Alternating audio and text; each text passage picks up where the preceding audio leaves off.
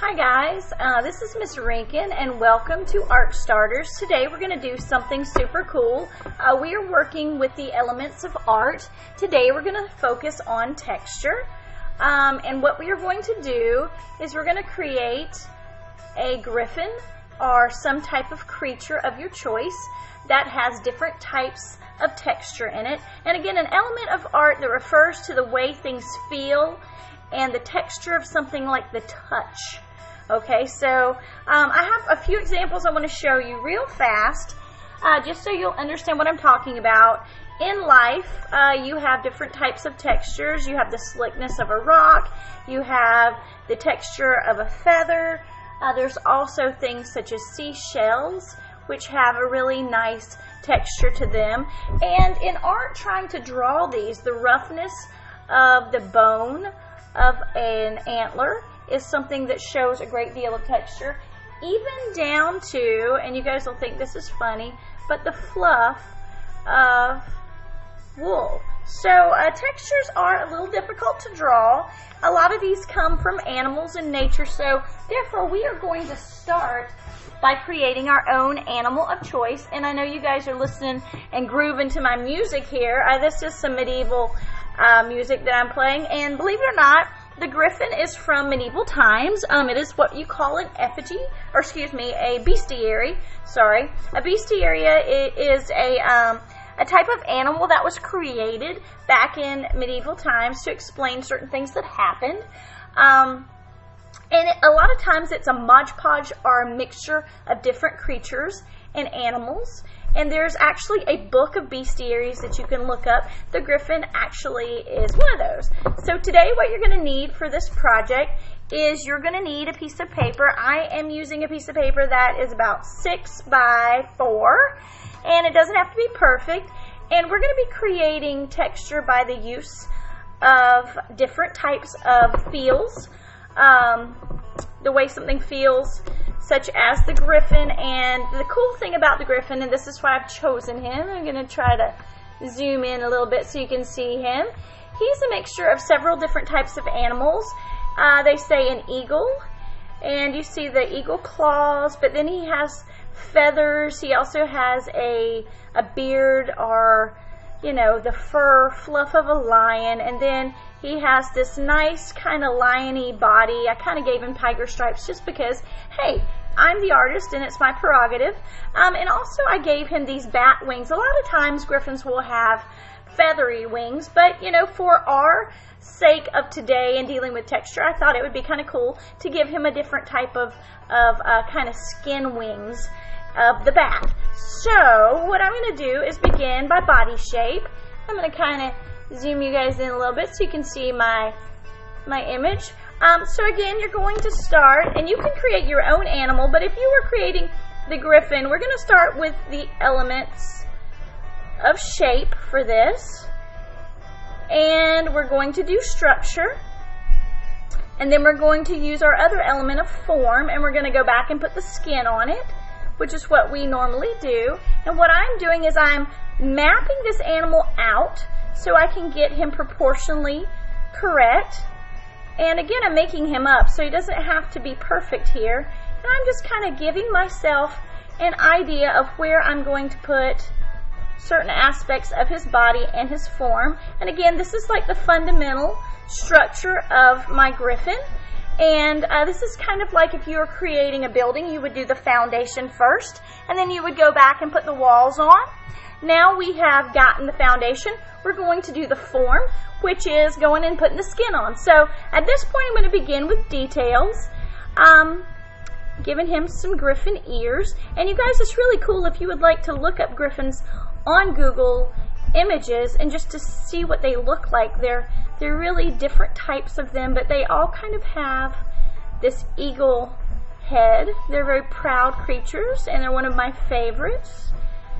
And this was a way of people a long time ago trying to figure out where their sheep and their livestock had gone, and they would say that the griffin would come and steal it in the night. It was some creature that would come and get their sheep and other things. So what I'm doing is I'm going back and I'm putting his skin on, giving him some details, and I don't want to take up a lot of your time, but we have to get his eye in there. And remember again, you can pause this at any time. Now right out of the top shoulder blade is where a wing would come out, so we're going to begin by creating this griffin's wing, and then we're going to go kind of imply that he has like this bat shape of wing, and then we're going to put the other wing behind it.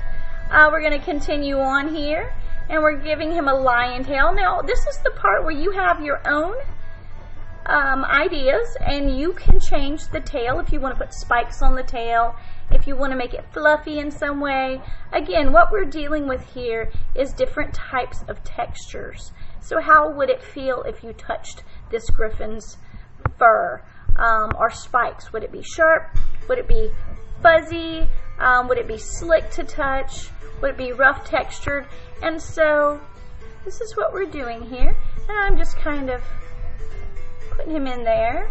And again, I have my medieval music kicking because we are drawing a medieval bestiary griffin. Okay, so at this point we've got his structure in there. This is the point where you would go back in with your pencil, or excuse me, your Sharpie, or I love these microns, but you can use anything that you have available. And this is where you just begin putting the detail in. I'm going to zoom out just a little bit. Hopefully you guys can see. And then I'm going to begin with some of this texture. And again, I want to show you real fast. The griffin has some feathering around his face.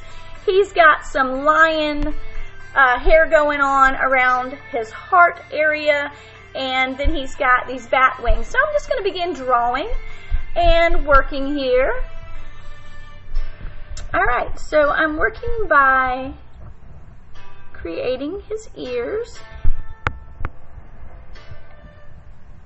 So my students in 6th grade do a unit sometimes on medieval bestiaries where they create their own bestiary and do some research. I think medieval times for art is really interesting, some of the things that they come up with. You could look up the Book of Bestiaries and you will see some crazy stuff. You know, they create these animals. I also encourage you guys, if you want to create your own beasts with different textures. One of my favorite Disney movies is Monsters, Inc. And I just love the hair texture that Pixar came up with. It's just pretty amazing stuff. But anyway, this is an example of feathering. And so I'm just kind of going in here, and feathers are in kind of layers. And I'm just kind of adding that in. And from the feather now, I'm going to break into fur. And fur sometimes is shown by long, close strokes. And fur sometimes clumps. So as you can kind of see, I'm giving this an illusion of it's fluffy but it's long, because this is kind of how a lion's mane would look. And I'm just filling that in. And the fun part here, I think, is he has kind of these chicken legs, or eagle legs, and you know that there are talons. So I've got these talons in here. I've got the claw that goes behind, and then he's got these very sharp spikes, very much like my rooster had, which thank goodness he never decided to use on me. And then the chicken has kind of these ridges in their skin, which makes a really interesting texture. So that's what I'm putting in right now, and adding his other leg. And from here, I'm going to go ahead and start working on the wing. Now the wing is interesting. If you've ever looked at a bat wing, and honestly, I'm not going to lie to you, I have not looked at a bat wing up close. Bats are super scary little things for me. They carry lots of diseases. They are just not my thing. But I have seen examples, and I think that their wings are made kind of like of little spiky, bony, fingery things, and then they're basically wrapped with these flaps of stretched skin. So that's kind of what I'm doing here. And then obviously we have some overlapping here because the other wing is directly behind. So I'm only going to see a partial amount of that.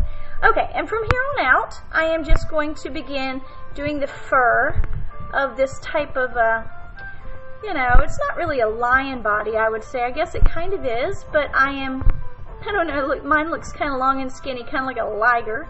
But I am adding the lion claws and back legs in there. And then you can do any type of design on your fur. I chose the tiger, and I think it's pretty interesting.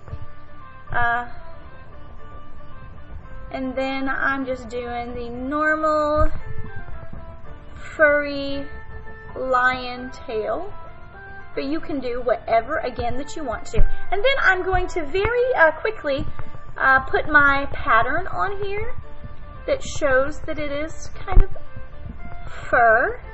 And this is my tiger stripes. This is like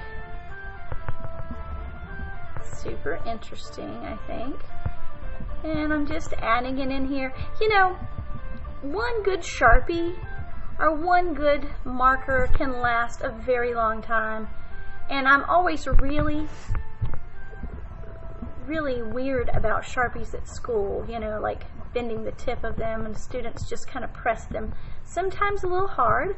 Sharpies are very delicate, and if you have a good drawing pen, it will last you a while.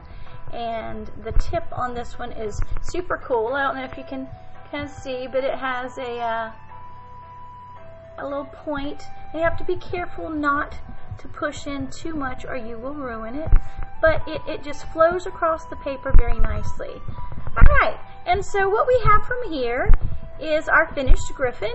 And what I did with mine is I went back in, and again, you can create texture by adding different strokes into it with your pen or your Sharpie to make it more interesting. And basically we are finished. What you would do then, lastly, is erase all of your pencil lines. Don't forget, remember, this makes it look professional and finished. And this is the part where you may color. Woo!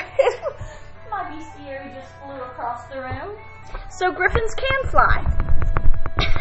Or at least this one.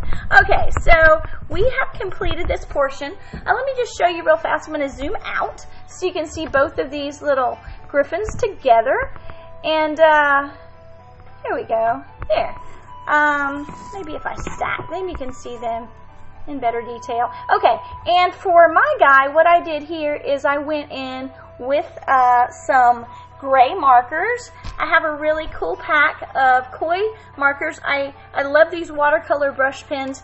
Of course, I'm an art teacher, so I have lots of art stuff that everybody gives me for Christmas every year, and I'm always experimenting with different things. So if you do not have something like that at home, it's okay. You can color with any markers, crayons, whatever you like to do your own thing, or you can leave it black and white. But I think the gray, different shades of gray, adds a lot to the picture, kind of makes it pop a little bit. Alright, so again guys, we are dealing with texture today. It is one of our elements of art, and we have studied so far. We've done line, we've done shape, we've done form, and today we are doing texture. So I hope you guys have a wonderful rest of your day, and happy drawing.